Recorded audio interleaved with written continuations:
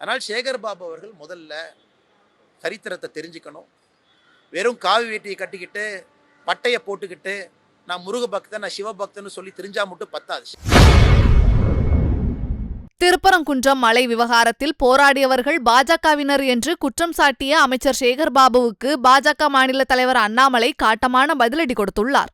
அந்தந்த ஊர்ல பாரதிய ஜனதா கட்சி தலைவர்களை நீங்க பெருசா வளர்த்திக்கிட்டு இருக்கீங்க. தெருவில் எங்க ஆளுகளை பெரிய ஆள் ஆயிட்டு இருக்காங்க. போலீஸ் 10 பேர் கைதா பண்ற அளவுக்கு நீங்க பெரிய ஆள் ஆயிட்டீங்களா? அதனால முதல்ல தமிழக காவல்துறைக்கும் முதலமைச்சருக்கு நன்றி சொல்லிக்கிறேன். நேற்று 350க்கும் மேற்பட்ட இடத்துல தமிழக பாரதிய ஜனதா கட்சியை கைது பண்ணி வச்சதுக்கு. ஏன்னா நீங்களே பெரிய ஆள் ஆக்குறீங்க, மக்கள் நாயகர்களை அவங்களை கொண்டு வர்றீங்க. அதே நேரத்தில் இந்த காவல்துறை எங்க பயன்படுத்தி இருக்கணும்? 4 மணிக்கு மதுரை மெட்ராஸ் ஹைகோர்ட் பெஞ்ச் மதுரை பெஞ்சில் தீர்ப்பு வந்த பிறகு எங்க போச்சு உங்களுடைய கௌரவம், உங்க வீரமெல்லாம்? 1 மணி நேரத்தில் மக்கள் சேர்ந்திருக்கிறாங்க. தீர்ப்பு கொடுக்கப்பட்டு 1 மணி நேரத்தில் மக்கள் நிற்கிறாங்கன்னா எந்த அளவுக்கு தன்னெழுச்சியாக மக்கள் வந்திருக்கிறாங்க. அதனால் சேகர் பாபு அவர்கள் முதல்ல சரித்திரத்தை தெரிஞ்சுக்கணும்.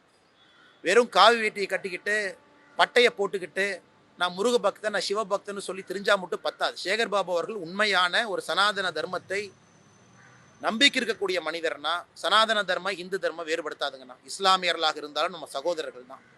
ஆனால் இதில் பிரச்சனை ஆரம்பிப்பவர்கள் யார்? இத்தனை காலமாக அமைதியாக இருந்த திருப்பரங்குன்றத்தில் பிரச்சனை ஏற்படுத்தி இருப்பவர் யார்? இதை முதல்ல சேகர் பாபு அவர்கள் ரகுபதி அவங்க ஒழிச்சுக்கணும். இரும்பு கடத்தை கொண்டு அடக்குவோன்னு அந்த சீன் போட்டு சுற்றுனீங்கன்னா உங்களை எப்படி அடக்க முடியும் என்று எங்களுக்கு தெரியும். அதே மாதிரி நாங்கள் அடக்கி காட்டுவோம். அதுக்குள்ளே போக வேண்டாம்னு நினைக்கிறேன். அதனால் வார்த்தையை பயன்படுத்தும் பொழுது ரகுபதி அவர்கள் வார்த்தையை சரியாக பயன்படுத்தணும். இன்னைக்கு எம்எல்ஏவாக இருக்கேன், அமைச்சராக இருக்கேன். எத்தனை நாளைக்கு எம்எல்ஏ அமைச்சராக இருந்துருவீங்க? நாளை காலையில் இருந்துருவீங்களா? அதனால் எம்எல்ஏவாக இருக்கேன், அமைச்சராக இருக்கிறேன்னு சொல்லிட்டு இந்த வாய்க்கு வந்ததெல்லாம் பேசுனீங்கன்னா உங்களை எப்படி அடக்க வேண்டும் என்பது எங்களுக்கும் தெரியும். நாங்கள் அதை செய்தி காட்டுவோம்.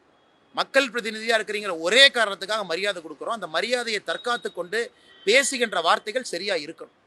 அதனால் இரும்பு கடம் கொண்டு அடக்குவோம். இவங்களாம் தப்பு பண்ணவங்களா? இவங்களாம் கஞ்சா விற்றவங்களா? இவங்களாம் பெண்கள் மீது கை வச்சவங்களா? இவங்களாம் முருகபெருமானுக்காக பக்தர்களாக அங்கே திருப்பரங்குன்றத்தில் அந்த பகுதியில் கோர்ட் அனுமதி கொடுத்த பிறகு அங்கே சேர்றவங்க எப்படி இரும்பு கடத்தை கொண்டு அடக்குவீங்க? அவங்களாம் தப்பானவங்களா?